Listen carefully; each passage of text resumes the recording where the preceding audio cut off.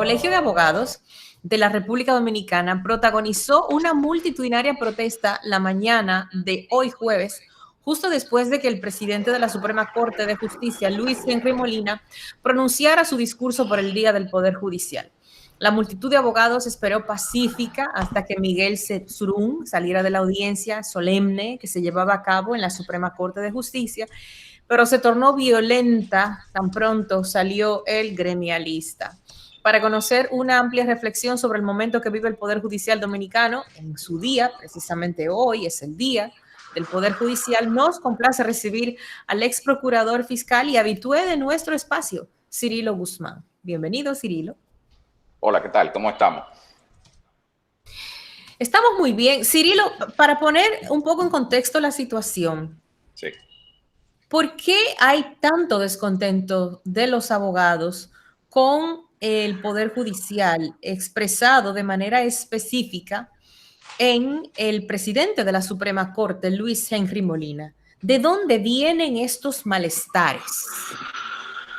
Mira, eso surgió a raíz de la misma designación del magistrado Henry Molina, el cual el gremio de abogados que hoy lo acusa directamente sostenía cuando fue nombrado de que él era una persona que pertenecía a la vida política practicante, aunque estuviese en un partido, no era el que estuviese de manera pasiva, sino que venía de un partido y se entiende o se entendía de que entonces él era un interés de un partido político la presidencia de un poder que ya no es el poder ejecutivo, sino el poder judicial, el que hoy celebra su día. Entonces, el gremio del Colegio de Abogados, encabezado por Surún, ya ha elevado varios recursos en contra, se oponen a que él siga presidiendo la Suprema Corte de Justicia, pero él no se puede destituir a menos que no le hagan un juicio político y se le encuentre algún vicio de alguna situación que a mí me parece que, a mí, en lo personal, me parece que haya alguno. El presidente de nuestro Colegio de Abogados sostiene que hay algo, simplemente presentar las pruebas y que se haga este juicio, que a duras penas sería la destitución de un presidente de la Suprema Corte de Justicia, que en un país no se vería muy bien. El gremio, al principio, y te digo al principio de este año que pasó, en donde todo cambió, la vida de todo el mundo, desde marzo, 15 de marzo, la vida cambió. Yo tenía una audiencia precisamente el 15 de marzo en la Suprema Corte de Justicia. Al otro día, el 16, el mundo por lo menos en la República Dominicana, se cerró con un toque de queda, estado de sitio, qué sé yo. Y las audiencias y todos los tribunales cerraron. Las altas cortes, el Tribunal Constitucional, el Tribunal Superior Electoral. Como todo el país. Todo cerró. Todos los casos. No hay un abogado que te diga que el año pasado fue su mejor año, porque todos los casos se cayeron. Particularmente yo tenía dos igualas, una con un restaurante, y el restaurante, evidentemente, el dueño me llamó y me dijo, mira, lamentablemente... Porque también cerró. Cerró. Entonces, el derecho pero se yo me imagino que así como pasó contigo como abogado, muchas igualas se cayeron para muchos otros profesionales. Diseñadores gráficos, mercadólogos, la publicidad, ni qué decirte. La mayoría de las empresas que cerraron dijeron también, ¿por qué voy a hacer publicidad si no me van a comprar? O sea, no fue una situación que pasó de manera exclusiva sobre un sector. Sí. Es penoso porque, mira, fíjate que entonces el presidente de la Suprema en ese momento atinó a un plan piloto que se tenía para el año 2022, que era la justicia virtual. Pero se aceleró el proceso porque evidentemente, ya me parece que fue en junio o julio del año pasado, se implementaron las audiencias virtuales en las que se pudo adecentar o más o menos avanzar en el sentido de audiencias que teníamos pendientes, que nos fueron refijadas para otra fecha y que podíamos llevar a cabo desde nuestra casa, desde la comodidad. Algunos abogados, no todos, se oponían y se oponen ahora mismo a las audiencias virtuales. Ellos dicen que ellos no entienden computadora, que no dominan. Pero a ver, una cosa. Cónchale, estamos hablando de una situación que hace más de 100 años la humanidad no atravesaba. Es una pandemia. Sí, La virtualidad se ha convertido, y vuelvo a hacer el señalamiento, en el arma cotidiana para de alguna manera poder comunicarnos, reunirnos, seguir haciendo negocios, seguir teniendo trabajar. reuniones, trabajar. Entonces me parece, y quiero, o sea, no quiero ser ligera en el juicio, pero de entrada parecería como que es una forma de pensar obtusa de parte de algunos sectores del derecho. Porque imagínate ahora nosotros que estamos haciendo un programa virtual dijéramos, no, es que yo no sé de redes, yo no sé de eso, no se hace el programa. No estuviéramos en comunicación, no nos No, oyeran. no.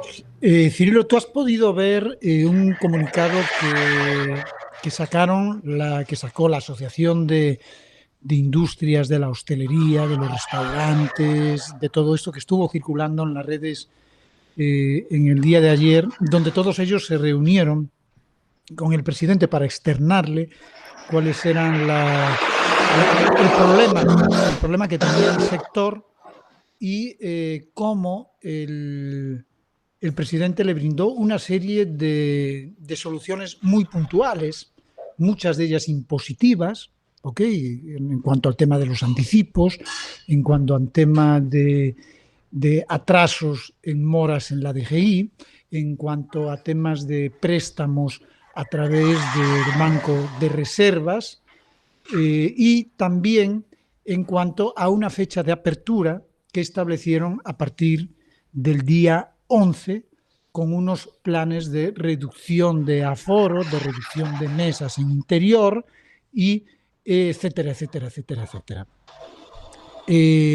Eso pensado única y exclusivamente para el sector hostelero. Cuando digo hostelero es no hotelero, hostelero. Restaurantes, sitios de comidas, etcétera, etcétera, etcétera. ¿Qué opinión te merece que el presidente haya dado a este sector todo ese tipo de beneficios?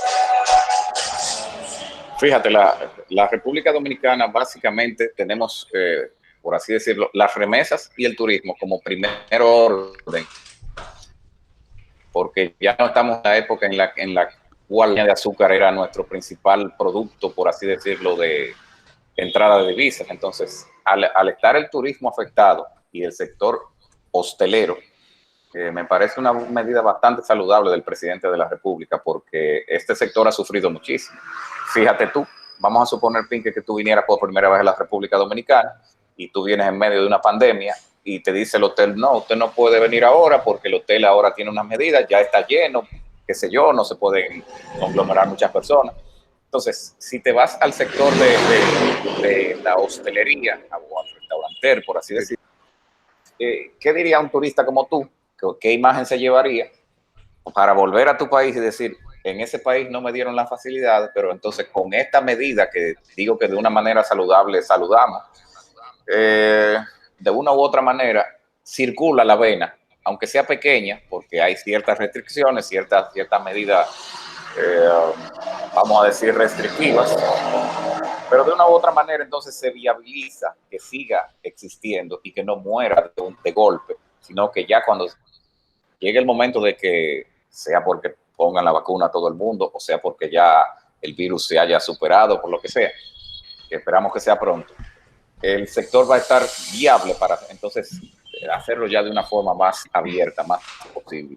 Bueno, yo lo opinaba ayer al leer este tipo de cosas. Yo decía que me parecen muy bien todo tipo de medidas para ayudar a un sector, sobre todo las medidas impositivas, las medidas que tienen que ver con financiamiento para que se puedan sostener, para que puedan mantener a sus trabajadores. A mí lo que me pareció un poco ridículo fue ya las medidas en cuanto a lo que es el aforo de los lugares. Eso de entrada, decir que abran el día 11 permitiendo el 50% del aforo en el interior de un restaurante, hombre, pues ¿qué te digo? El 50%, primero, los restaurantes, hay muy pocos que se llenan con el 100%. Yo te podría decir que un restaurante que opera con el 50% de su aforo todos los días, es un restaurante con un muy buen funcionamiento y que resulta ser un muy buen negocio. Ok, porque el 50% de las mesas de un restaurante ocupadas es un muy buen negocio. Pero si empiezas a tener en cuenta que hay muchos restaurantes que tienen distintas áreas, y yo ponía el ejemplo de diferentes restaurantes, pudiese poner, por ejemplo, para que la gente lo entienda, un Hard Rock que tiene restaurante abajo, mesas abajo y mesas arriba, pues operar con el 50% del aforo, de repente puede suponer operar con 40 mesas. Pero como está limitado el número de personas por mesa tampoco, de repente te puedes encontrar con que toda la parte de abajo de un restaurante como ese está repleto. Y te encuentras a lo mejor con un restaurante con 200 personas funcionando al 50% de su aforo. Y está dentro de la norma. Entonces nos va a pasar lo mismo que nos ha pasado con las bodas del country y con las bodas de los otros sitios, que dicen, bueno, es que yo ocupé un espacio que estoy ocupando el 30% del aforo, pues me parece muy bien, es el 30% de un sitio de 1.500 personas, pero usted está metiendo 300 o 400 personas juntas y lo que no se puede permitir es eso, precisamente, ese tipo de aglomeración de personas. ¿Entiendes? Entonces creo que nos falta, no es decir a la ligera vamos a abrir el día 11 con el 50% del aforo, no, vamos a abrir el día 11 con el 50% del aforo, pero tiene que haber una separación de 2 metros entre mesa y mesa. Pues que de repente un restaurante que tiene 10 mesas, nada más le caben 5, pero tenemos la seguridad dentro.